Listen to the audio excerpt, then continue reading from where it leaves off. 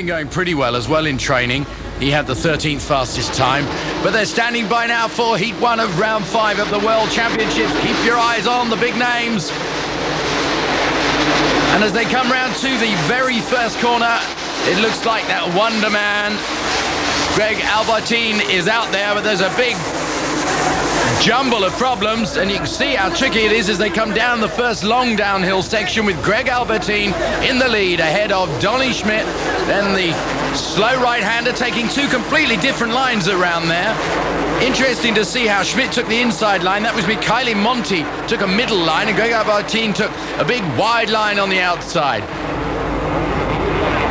Well, we'll see how many are left at the end of this first lap, but Rob Herring is down and standing there totally in despair because he can't even pick his bike up as the rest of the pack thunder past. Albertine, as usual, way out in front and way out of the trouble, of course, following in wet conditions like this, where you get the mud thrown up from the rear wheel of the bike in front, really does create viewing problems. And Alessandro Pussar, his shoulder is a bit better these days, and hopefully he's going to have a good run out here today. Well, the speeds they're traveling at, they said it wasn't dangerous before the event, but what is the problem is that they don't have good solid contact with the ground, and you'll see the bike snaking all over the place as they try and find the fastest lines. Now, someone looking for a fast line here is Kurt Nickel, because right behind him is Stefan Everts. Kurt Nickel, as I said, had brilliant practice times, the Honda UK Castrol rider, but he looks as if he's being challenged very hard, and I'm not sure what signs he was making, but look how easily Everts goes through there. Well, Moore, Parker, DeWitt and Fanton had terrible problems in the early stages of this event, and somebody else has got problems, and that is Gertjan van Dorn. He's bogged down in the mud, and you can see lap by lap it's getting very, very muddy. You can't even walk in it, and it must be depressing for those guys out in the back. But out in the front, showing us that he can not only ride in the sand, ride on hard slick courses, but also handle this quagmire of mud. Greg Albertine is looking completely serene. I'm amazed that he's riding so well in these conditions. It just mustn't make any mistakes. Let's compare the lines here. Well, taking pretty similar lines, and believe it or not, there are still one or two sort of dry-ish lines you can take. It's when you get down in the bottom of the dips where it's getting really, really muddy. Donny Schmidt in second place. Stefan Everts pushing with all the skill he knows how. And as he gets closer, of course, it's going to be even more difficult for him to see where he's going and to choose that right line. Racer's not here. Edwin Evertson decided not to travel up here after midweek practice, and I bet he's glad he did that.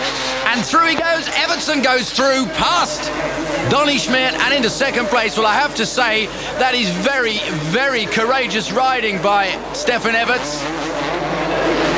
He's down, so he's fallen from second place. He's losing positions all the time here. Stefan Everts is in the mud and drops back to... Well, I'm just trying to count the riders as they go past. Albertine out in front.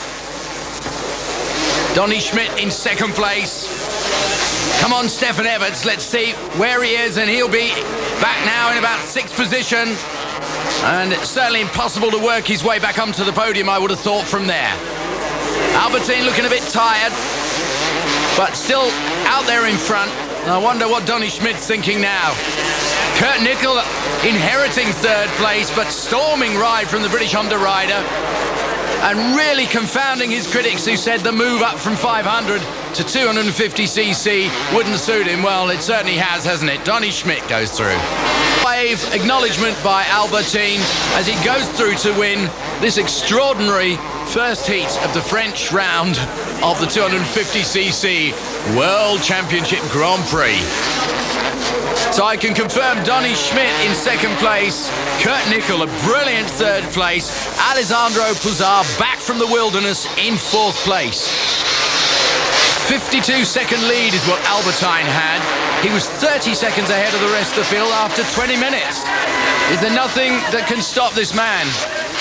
It's incredibly important now as water is actually resting on the course, and Albertine got really caught up.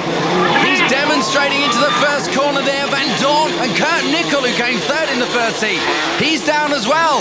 And Pouzard takes the pack out into the field. Donny Schmidt having trouble with his goggles there as well. This is the cause of that crash, look. The guys just gating badly, getting hooked up together, and then just being completely filled in as the pack made their way towards the first corner. Now then, Everts challenging on the inside. Pouzard almost stalling as he goes round there, and Donny Schmidt tied in there tight as well. And that little group being chased by Vernet de Witt up the hill, and it's extraordinary the crowd have stayed to watch all this. Now then, another lot being bogged down there, but out in front, the man who says he likes the mud, and he's certainly proving it here today. And look at the conditions down at the bottom of the hills. It really is a terrible mess. Helen Volan going through there. All of these guys having to use a lot of strength to keep the bikes anywhere nearly on course. As we saw, Monique Barefoot's really struggling with his bike there. Out in front, Stefan Everts. Now, you might be asking where Greg Albertine is. I can tell you, he has fallen down about 4 or 5 times already, and he is well out of contention. And you can see they'd be so easy to stall these bikes. You have to decide whether you're going to take a risk and go around the outside or just blast your way through. Oh, Peter Nix nearly takes a tumble there, but just holds onto his bucking Bronco as he accelerates up the hill, sliding all over the place. The only man who's got a clear view of what's going on, and that's Stefan Everts being chased by Pouzard. And in third place, Donny Schmidt. And you can see absolutely smothered from head to toe. And another pile up at the top of this ridge. That's Michele Monti, the Italian rider. Just trying to work his way past.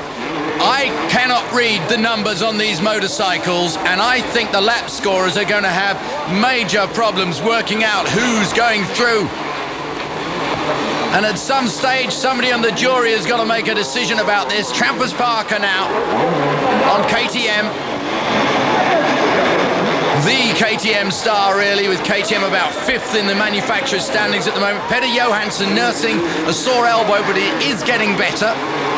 Incidentally, Fred Bolly would like to have been here on home ground. I bet he's glad he's not here. He popped his shoulder out again mountain biking earlier this week. Van Klinken takes a tumble and just shakes his head. Hasn't even got the energy to lift the bike up. Now, Petter Johansson. The problem is, you can see by the tracks there, the guys haven't got a decent line to even work on. Not a single groove around any of these corners. It is like points in a railway junction. And if you just get in the wrong groove, it could take you spinning off in the wrong direction. And this circuit that normally is such a beautiful circuit is now a scene of total devastation, and you've got to hand it to these top 5 or 6 riders because they're putting on a display of such courage and determination. Everts actually looks almost clean compared to the others.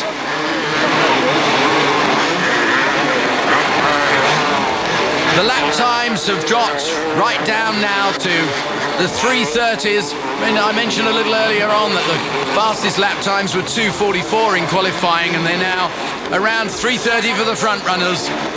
And a call out, and the event has been stopped. What a shame. After just over 15 minutes, that's just over half time. So now I wonder if they're going to be able to use this for points in the World Championship. There'll be a lot of discussions going on, but the positions when that flag went out put Stefan Everts up in front ahead of Donny Schmidt, ahead of Alessandro Pouzard, Monique Barefoot.